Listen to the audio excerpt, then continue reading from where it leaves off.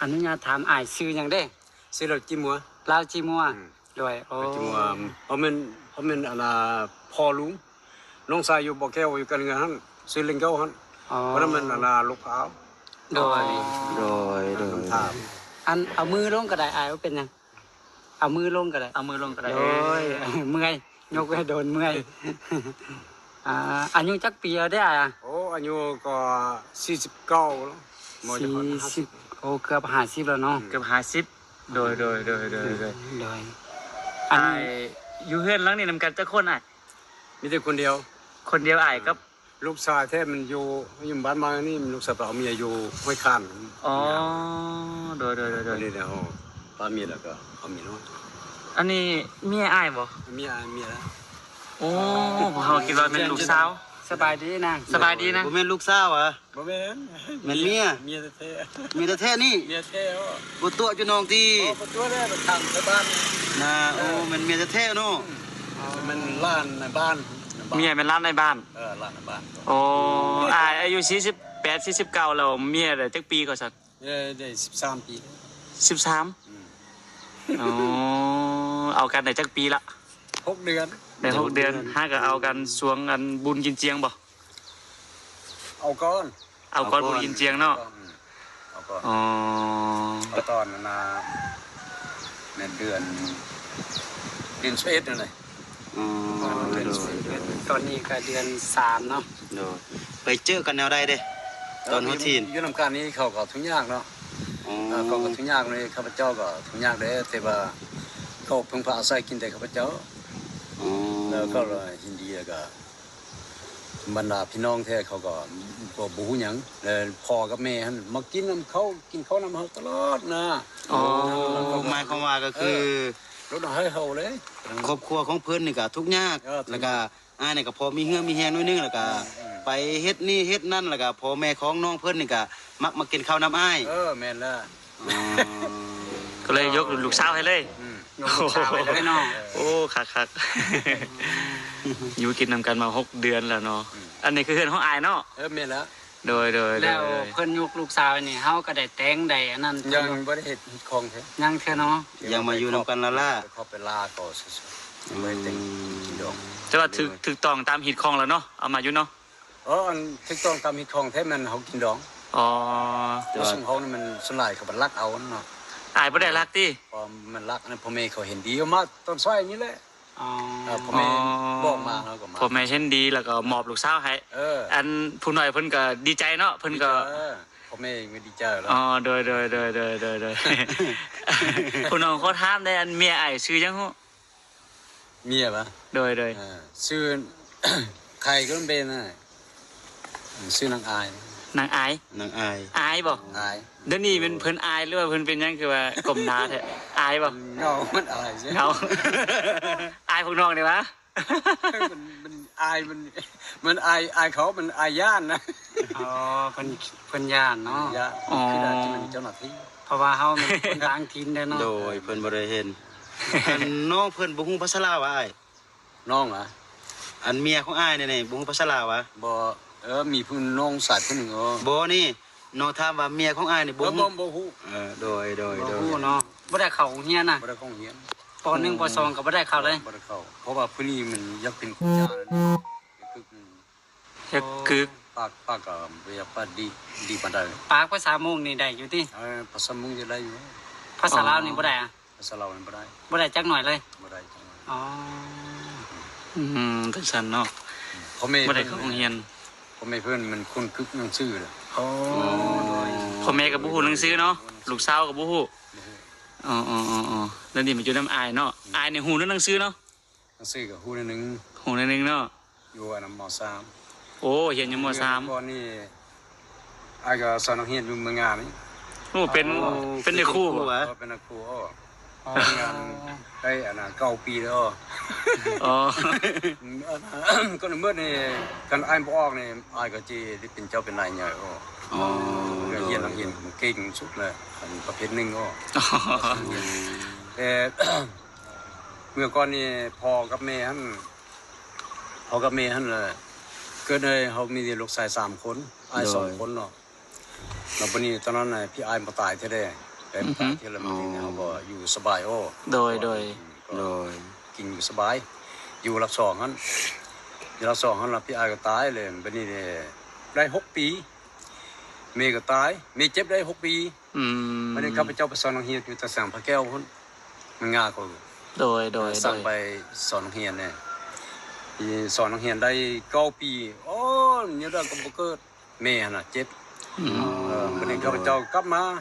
เลี้ยงเมย์ยังพอเมย์ได้6 ปีเมย์ตาย โดย ตายแล้วมันนี่พี่อาตายก่อนเนาะปีอันไหน97พี่อาตายนี่พอปี2003เมย์ตายเมื่อหน่อยยังพ่อก็เจ็บได้4 ปีพ่อก็ตายแล้ววันนี้ปึ้มกุ๊บปึ้มสมครัวนี่ก็จับทิมทางใดบ่ฮู้เลยทุกยากกายแล้วมันนี่ยังเด็กน้อยนี่จะแม่น6 คนโอ้ป้านำข้าพเจ้าแหละเป็นผู้น้องชาย น้องละ น้องชายลาเพิ่นโอ้บัดนี้เนี่ยโอ้ถุงยาไก่จักปึ้มสมครัวก็เสียทางใดบ่ฮู้คุณไปทางใดบ่ฮู้เลย โดย บัดนี้ก็มั่งเฮือนนี่มันเขาตั้งเสริมบนปลาเหี่ยวนะมันเขาว่ามีพี่ทุกพี่ว่าซั่นย่านจักปึ้มสมครัวทางใดเดี๋ยวนี้ก็บ่มีแล้วปึ้มสมครัวน่ะเดี๋ยวก็จำเป็นเนาะบัดนี้ล่ะไปอยู่นำครอบครัวมันนี่จู้ลูกชายนี่ก็เอาผัวเมียหมดแล้วลูกพี่อ้ายนะ โดย ลูกชายเขามาเลี้ยงงัวอยู่มื้อเช้า แสดงว่าลูกของพี่อายก็แม่นอายเป็นผู้เบิ่งแย่งมาเนาะ แม่แล้วเขาลงเงินมันแล้ว โดย แต่ยังอ้ายก็ทุ่งยากก็ยามมัน ตอนทมิตรนี่อายสอนนี่อาย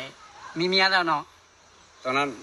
เป็นบ่าว เป็นบ่าวอ่ะแล้วอายได้สร้างครอบครัวแล้วมันน่ะ สร้างครอบครัวแล้ว สร้างครอบครัวมีลูกจักคนเด้ มีลูก2 คนเนาะ 2 คน คนหนึงอ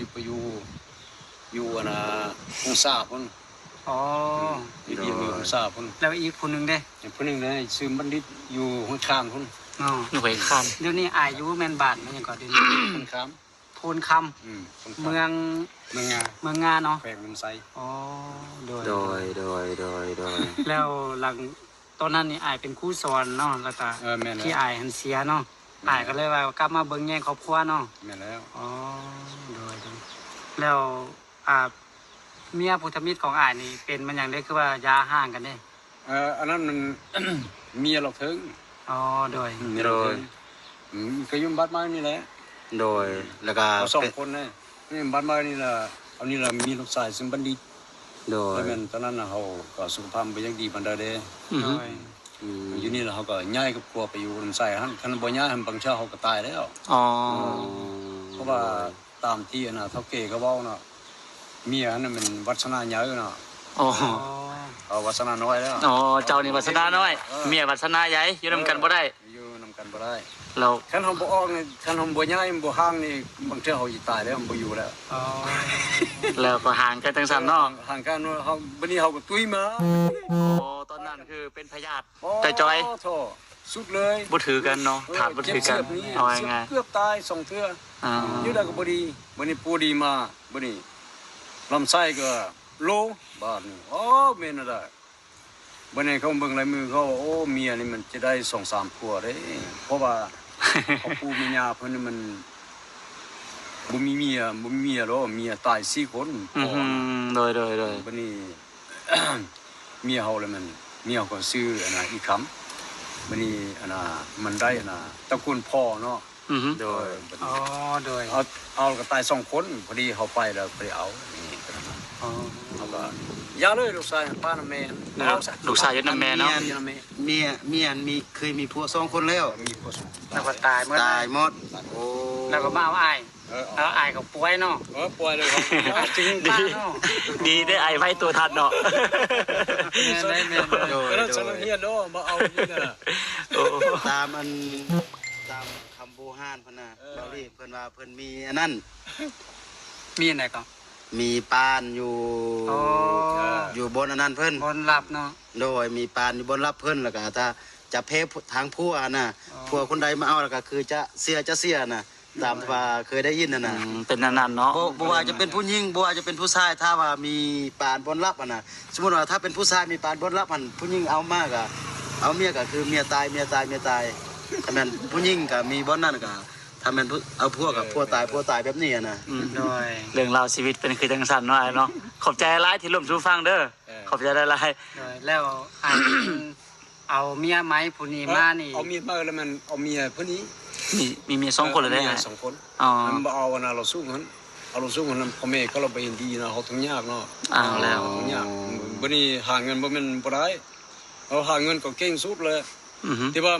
ตาย3คน4คนเนาะพี่น้องเราน่ะอยู่ อ้าว บนปะเหี่ยวตั้งเหือนนั่นน่ะ อ๋อตั้งเงินอยู่มันไปเหี่ยว เอาเงินไปซอยถมเขาหมดคนตายก็บ่แม่นธรรมดานะค่างัวค่าควายหลายโอ้เนาะเขาทุกยาก โดย ตายหมดทุกยากมึงสุขพอก็บ่มีแล้วมันคนทางใดก็บ่เห็นจำเป็นพี่น้องอยู่นี่แหละเอาก็ย้ายมาอยู่นำพี่น้องเป็นนาคนทุกยากเป็นนั้น อ๋อ ผ่านหลายสิ่งหลายอย่างเนาะ โอ้ปีนี้หลายโอ้ โดย กันประสานเขาก็เอาลูกชายไปหมดเลยมันเขาส่งเงินไปทมเขานะ อ่า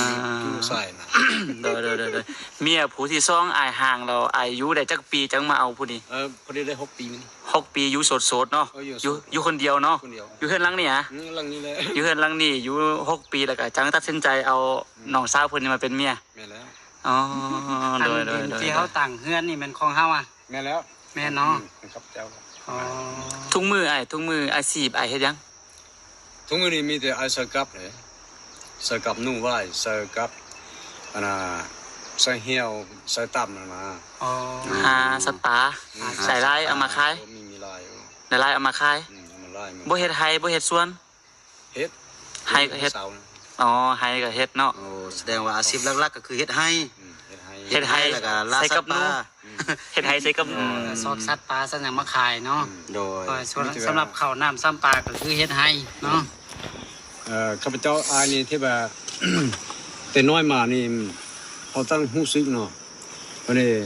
สัตว์ป่าสัตว์นับตั้งแต่ไก่ป่านี่ขึ้นเมื่อเนี่ยเขายิงบ่ได้บ่ยิง